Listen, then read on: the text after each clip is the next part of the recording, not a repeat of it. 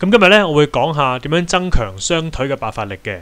咁如果你有玩啲專項運動，譬如打波、跳舞或者體操都好，咁都可以練呢啲嘢嘅，就增強你嘅表現。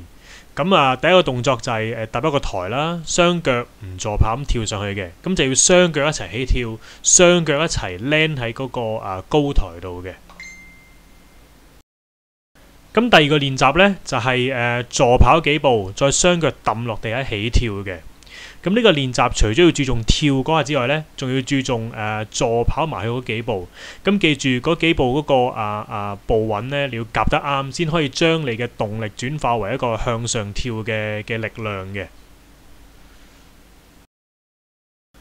咁第三個動作啦，同頭嗰個呢有啲相似，都係跳上個高台度嘅。